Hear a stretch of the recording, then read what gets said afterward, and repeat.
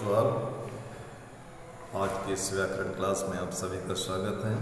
आज हम आपको बता रहे हैं व्याकरण खंड से पाठ 14 पढ़ें, जिसमें हम आपको बता रहे हैं शुद्ध भाषा कैसे लिखें।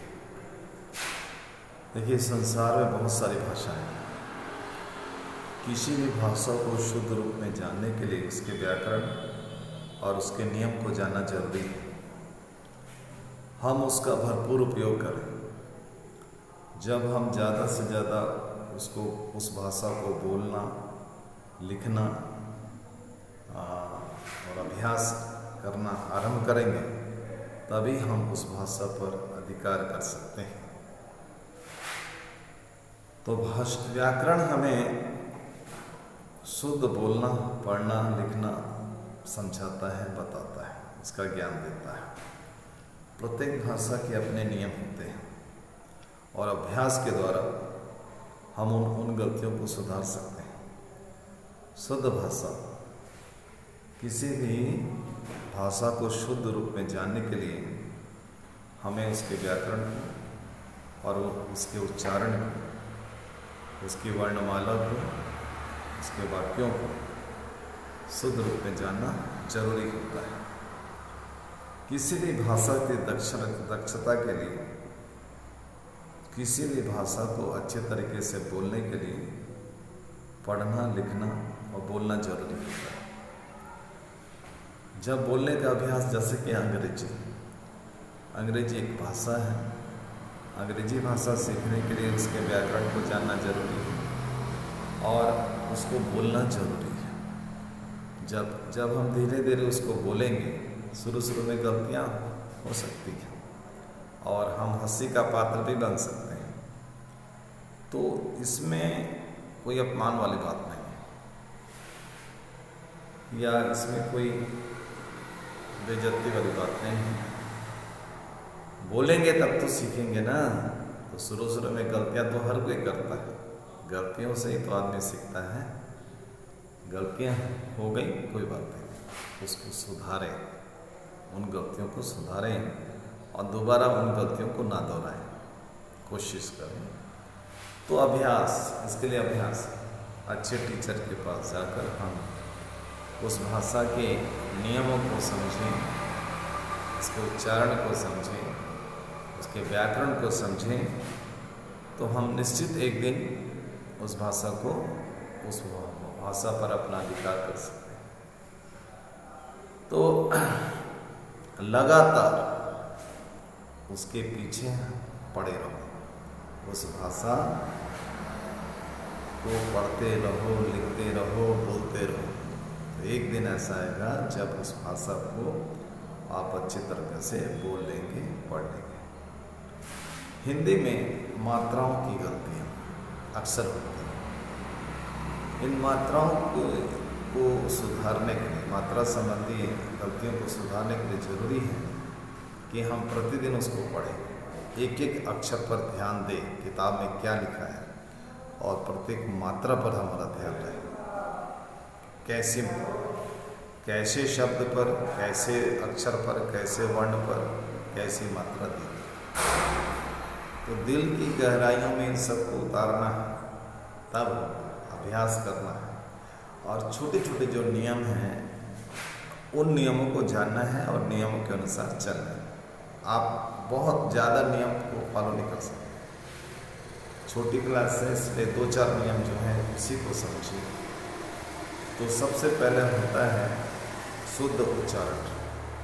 शुद्ध पढ़ेंगे तो शुद्ध लिखेंगे, शुद्ध उच्चारण होगा तो शुद्ध लिखा भी जाएगा। जैसे डिक्टेशन करते हैं, हम मान लो डिक्टेशन कर रहे हैं, तो डिक्टेशन में हमारा उच्चारण शुद्ध होना चाहिए, तब आप शुद्ध लिखेंगे। हमारा उच्चारण जैसा होगा वैसा आप लिखेंगे। तो हिंदी भाषा एक ऐसी भाषा है जिसको जैसा बोला जाता है वैसे लिखा जाता है। तो उसको बोलते हैं सुनो और लिखो। सुनते समय आपकी एकाग्रता होनी चाहिए, आपका ध्यान उच्चारण पर होना चाहिए, तब तो आप सही शुद्ध लिखेंगे और इसका अभ्यास करेंगे। जैसे एक हिंदी का एक लेसन, तुम्हारे पुस्तक से एक लेसन है, छोटा जादूगर। ये कहानी है, अच्छा, छोटा जादूगर एक कहानी है, तो इसको आप पहले पढ़िए, इस लेसन को आप पढ़िए, एक पैराग्राफ पढ़िए, पेज नंबर 24, 25 पढ़िए। पढ़ने के बाद उसमें जो कठिन शब्द है उसको निकालिए, 20 कठिन शब्द निकालिए या 15 कठिन शब्द निकालिए। निकालने के बाद उसको रफ कॉपी में लिखिए। लिखने के बाद आप उसका उच्चारण कीजिए, उच्चारण कीजिए, शुद्ध उच्चारण कीजिए क्या लिखा है, और उसके बाद आप किसी दूसरे की मदद लेकर उन शब्दों का उच्चारण करवाइए, डिक्टेशन करवाइए और खुद लिखिए। ऐसा करने से आप उसका शुद्ध रूप जान सकते हैं, शुद्ध रूप में लिख सकते हैं। तो अभ्यास की दरकार पड़ती है, पहले पढ़ना है, उसके बाद लिखना है, फिर बोलना है। पढ़ना, बोलना, लिखना जरूरी है, अभी वो चीज़ शुद्ध रूप में हो सकती है। तो शुद्ध ना लिखने का कारण, एक बहुत बड़ा कारण है उच्चारण ठीक ना होना। यदि शिक्षक का उच्चारण ठीक नहीं है तो आप ठीक नहीं लिखेंगे। उच्चारण शुद्ध कीजिए। आप पुस्तक है ना, आप पढ़ रहे हैं, तो पढ़ते समय जो किताब में लिखा गया उसी का उच्चारण करोगे, वही उच्चारण करोगे तब तो ठीक है। आपका उच्चारण ही अशुद्ध होगा तो लिखा भी अशुद्ध जाएगा। तो अपनी गलतियों को सुधारिए, और ये अभ्यास के द्वारा खुद कर सकते हैं। आपको शुद्ध भाषा के लिए किसी टीचर की ज़्यादा सहयोग की आवश्यकता नहीं। हम जो 2-4 बातें आपको बता रहे हैं उसी को फॉलो कीजिए, आपकी भाषा सुधर जाएगी। चाहे इंग्लिश है, चाहे उड़िया है, चाहे वो हिंदी है, जो भी आपको सुधर जाएगा। पहले आप पढ़िए, किताब खोलिए, पढ़िए क्या पढ़ रहे हैं। हाँ, पढ़ते समय आप अपने जो पेरेंट्स हैं या आपके जो गुरु हैं वो सामने रखें, उनके सामने आप पढ़िए। और पढ़ते समय आप पंक्चुएशन को ध्यान रखिए, विराम चिन्हों के अनुसार पढ़िए, जैसे विराम चिन्ह, और उच्चारण शुद्ध कीजिए। नियम, पढ़ने का नियम क्या है? पढ़ने का नियम है पंक्चुएशन के अनुसार पढ़ा जाए। आवाज़ ज़्यादा धीमी भी नहीं होनी चाहिए, ज़्यादा ऊंची भी नहीं होनी चाहिए। पढ़ने के बाद आप एक 5 लाइन पैराग्राफ पढ़िए, जैसे हम आपको पढ़ के बता रहे। देखिए कैसे पढ़ें। कार्निवाल के मैदान में बिजली जगमगा रही थी, चारों ओर हंसी और विनोद का कलनाद गूंज रहा था। उस छोटे फुहारे के पास एक लड़का चुपचाप शरबत पीने वालों को देख रहा था। उसके गले में फटे कुर्ते के ऊपर से मोटी सी सूत की रस्सी पड़ी थी और जेब में ताश के कुछ पत्ते थे। उसके मुंह पर गंभीरता के साथ धैर्य की रेखा थी। उसकी ओर न जाने क्यों मैं आकर्षित हुआ। उसके अभाव में कुछ संपूर्णता थी। मैंने पूछा, क्यों जी, तुमसे इसमें क्या देखा? मैंने सब देखा है। यह चूड़ी फेंकते हैं, खिलौनों पर निशाना लगाते हैं, तीर से नंबर छेदते हैं। मुझे तो खिलौनों पर निशाना लगाना अच्छा लगा। जादूगर तो बिल्कुल निकम्मा है। उससे अच्छा ताश का खेल मैं दिखा सकता हूँ। उसने बड़े जोश से कहा। उसकी वाणी में कहीं रुकावट न थी। मैंने पूछा, और पर्दे में क्या है? वहाँ तुम गए थे? नहीं, मैं नहीं जा सकता, टिकट लगता है। मैंने कहा, तो चलो, मैं वहाँ तुम्हें ले चलूँ। मैंने मन ही मन कहा, भाई आज के तुम भी मित्र रहे। उसने कहा, वहाँ जाकर क्या कीजिएगा? चलिए निशाना लगाया जाए। मैंने उससे सहमत होकर कहा, तो चलो पहले शरबत पिया जाए। उसने कहा, उसने हाँ के बहाने सिर हिला दिया। मनुष्यों की भीड़ भीड़ से जाड़े की संध्या भी वहाँ गर्म हो रही थी। हम दोनों शरबत पीकर निशाना लगाने चले। राह में ही मैंने उससे पूछा, तुम्हारे घर में कौन कौन है? माँ और बाबूजी। तो इस प्रकार ऐसा पढ़ा जाता है। पढ़ते समय आपकी आवाज़, आपका उच्चारण है शुद्ध होना जरूरी है। तो शब्द शुद्ध होने चाहिए, उच्चारण शुद्ध, मात्राएं शुद्ध होनी चाहिए, तब आप शुद्ध पढ़ना और लिखना सीख सकते हैं। और जो पढ़ा जाता है उसको लिखो, एक पैराग्राफ लिखिए। आप देखिए, जैसे एक उच्चारण देखो, परीक्षा। परीक्षा जब हम देखिए कैसा उच्चारण है परीक्षा से, ये है ऐसा नहीं। उच्चारण में आपने देखा र शब्द पर हम जोर दे रहे हैं, जहाँ पर हल्के स्वर उच्चारण होता है वहाँ छोटे ई की मात्रा, और जहाँ पर फोर्स के साथ उच्चारण होता है वहाँ बड़ी ई की मात्रा लगती है। बारात, क्या शब्द उच्चारण किया हमने? बारात। कैसे बारात, वा में आ की मात्रा है, समझे? हाँ। स्टेशन, स्टेशन ऐसा लिखा है।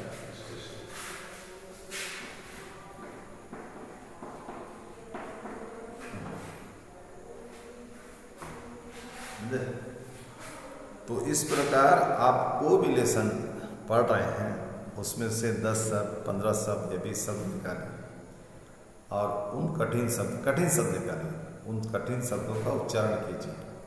उच्चारण करने के बाद रफ कॉपी में उसको एक बार लिखिए, 2 बार लिखिए, 3 बार लिखिए, बस। और ज़्यादा लिखने की दरकार नहीं। हर दिन आप यदि एक पेज यानी 15 शब्द लिखते हैं और एक पैराग्राफ लिखते हैं किसी भी लेसन का, चाहे कविता को हो, चाहे वो प्रोज का हो, चाहे वो स्टोरी का हो, कहीं से भी आप एक पैराग्राफ लिखते हैं यानी 5 लाइन 6 लाइन लिखते हैं, तो आपका लिखने का जो अभ्यास है वो भी बरकरार रहेगा और आपकी मात्रा संबंधी जो गलतियाँ होती है वो भी सुधर जाएंगी। आपको केवल इतना ध्यान रखना है लिखते समय किस शब्द पर क्या मात्रा लगी है, ये ध्यान रखें, तब होगा। तो कुछ और शब्द जैसे महिलाएं, उच्चारण देखिए, महिलाएं, ये ऐसा है।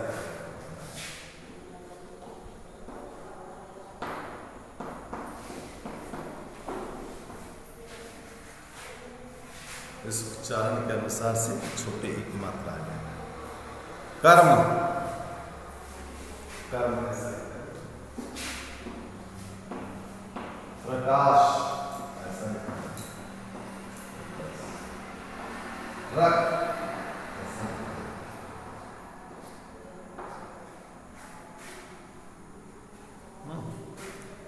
आशीर्वाद,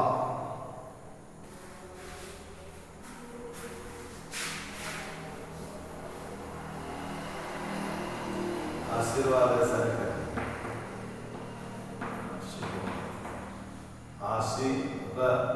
आशीर्वाद, आशीर्वाद, समझे? हाँ। दर्पण, दर्पण, दर्पण, दर्पण, दर्पण, समझे? हाँ।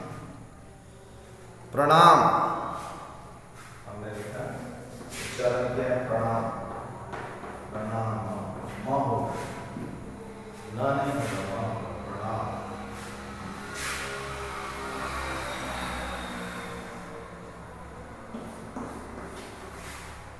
और देखिए कुछ और शब्द हैं जिनमें अक्सर गलतियां होती हैं। दुल्हन, दुल्हन ऐसे लिखा है। भक्ति,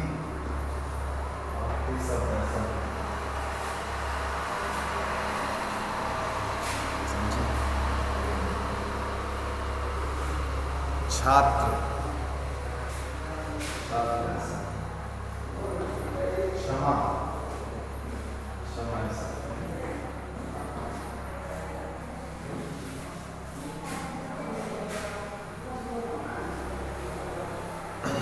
दवाइयाँ,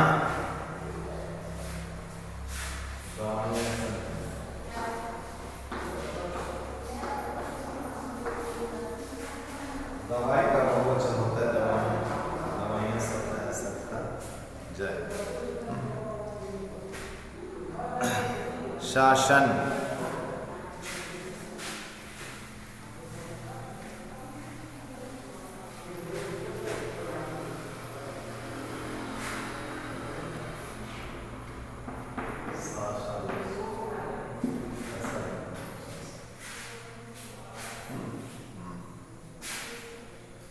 ऋषि, ऋषि शब्द उच्चारण ऐसा है और वैसा है। ऋषि, ऋषि का ऋ होगा और श में छोटी षट्कोण का स होगा, छोटे ई की मात्रा।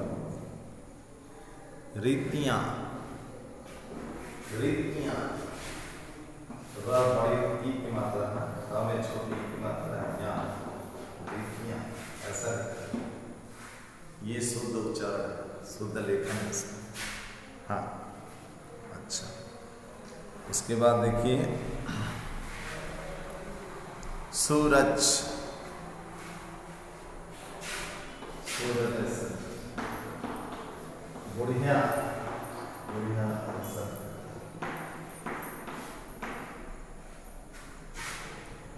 शुद्ध है।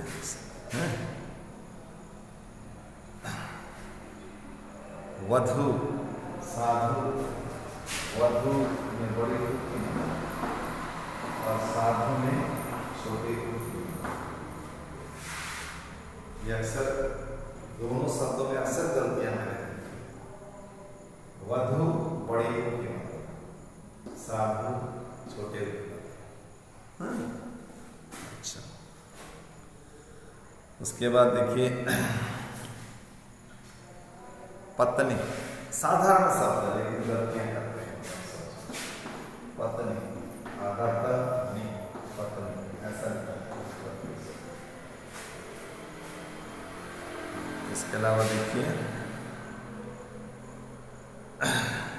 माननीय, क्या है माननीय?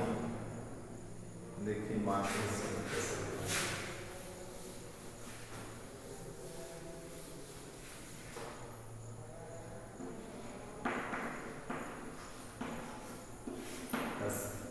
माननीय। नमस्कार, नमस्कार,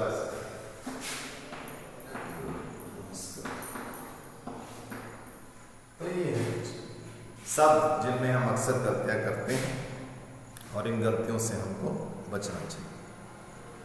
अब हम आपको बता रहे हैं वाक्य की अशुद्धियां। वाक्य कर्ता से आरंभ होता है। कोई भी वाक्य होगा तो उसमें सबसे पहले कर्ता होगा, फिर कर्म होगा और फिर क्रिया होगा।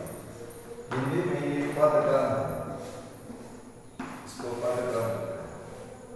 हिंदी वाक्य में सबसे पहले कर्ता, फिर कर्म, उसके बाद क्रिया। जैसे बहन ने भाई को राखी बांधी, यानी देखो रिया ने रमेश को राखी बांधी, राखी बांधी। इसमें देखो रिया करता है और राखी कर्म है और बांधना क्रिया है।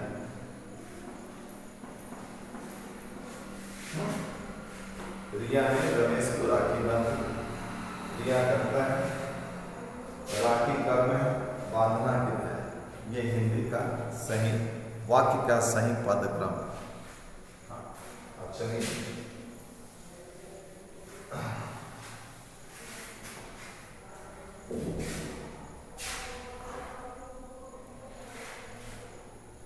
यहाँ ताजा गाय का दूध मिलता है।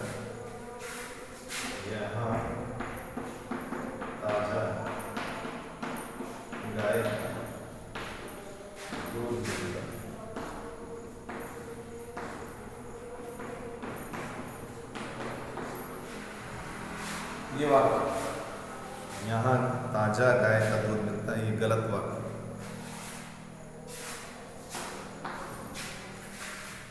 ये वाक्य क्या है? गलत है। सही क्या होगा? यहाँ गाय का ताजा दूध मिलता है, यहाँ गाय का ताजा दूध मिलता है।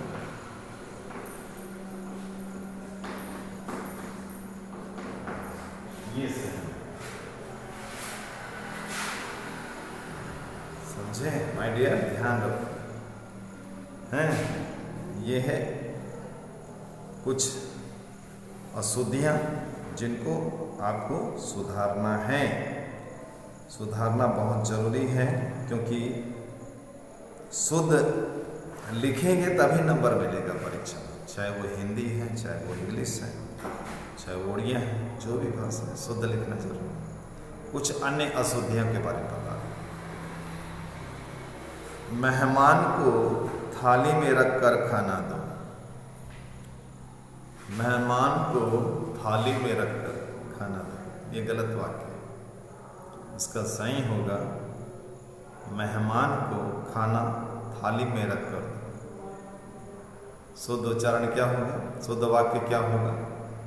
मेहमान को खाना थाली में रखकर दो। ठीक है। दूसरा देखिए, हाथी का कीमती दांत होता है। हाथी का कीमती दांत होता है, ये गलत वाक्य है।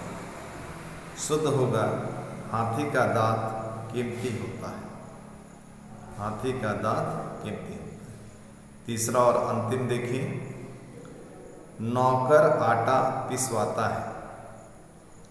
नौकर आटा पिसवाता है, ये गलत वाक्य है। शुद्ध होगा नौकर गेहूं पिसवाता है। शुद्ध होगा गेहूं, नौकर गेहूं पिसवाता है। तो ये कुछ अशुद्धियां हैं जिनको सुधारना है। अब देखिए संज्ञा संबंधी हम क्या गलतियां करते हैं। संज्ञा संबंधी गलतियां देखिए। लड़का ने पत्र लिखा, ये वाक्य गलत है। सही क्या होगा? सही होगा लड़के ने पत्र लिखा। सही उत्तर होगा लड़के ने पत्र लिखा। दूसरा वाक्य देखिए, मुझे 20 रुपया चाहिए, ये गलत वाक्य है। सही होगा मुझे 20 रुपये चाहिए। मुझे 20 रुपये चाहिए।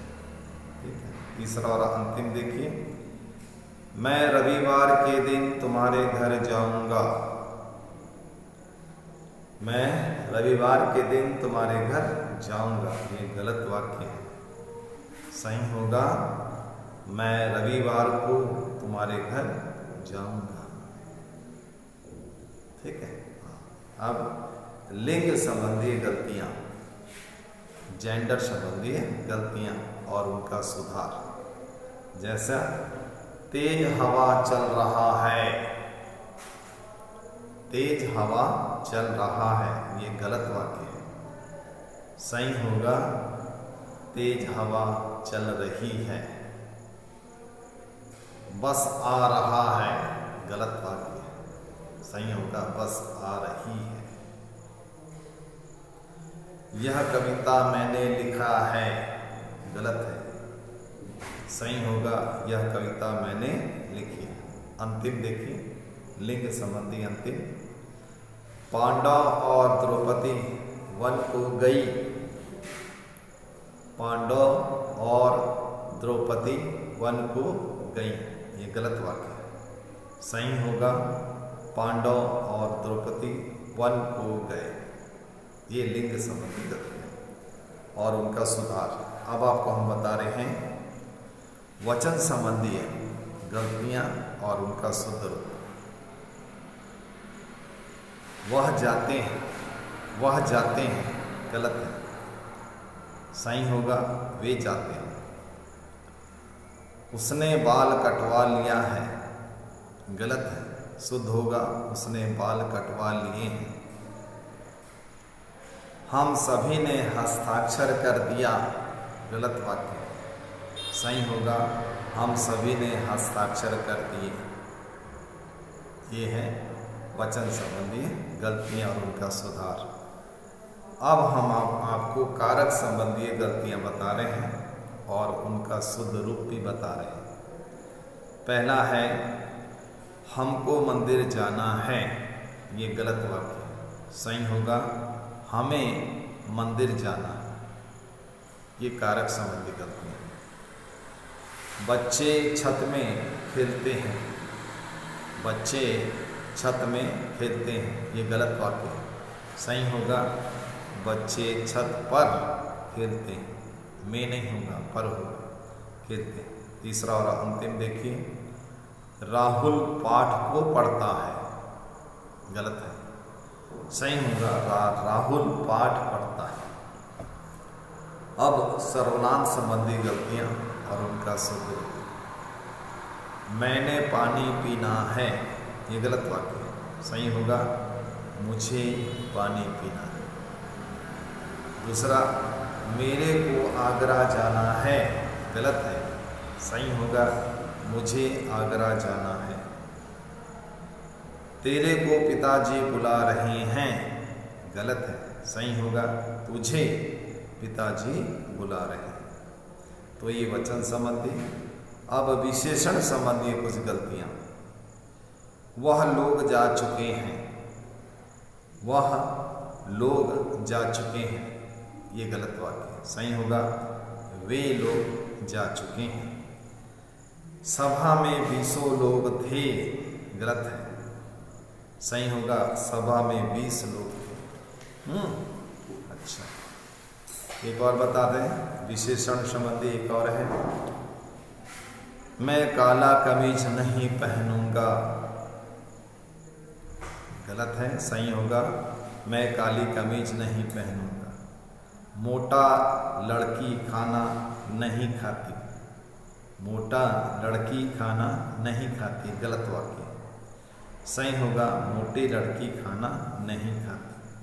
क्रिया संबंधी गलतियां देखें, बच्चा रो रही है, ये क्रिया संबंधी गलती है, गलत वाक्य। सही होगा बच्चा रो रहा है। प्रधानमंत्री भाषण देता है, गलत है। सही होगा प्रधानमंत्री भाषण देते हैं।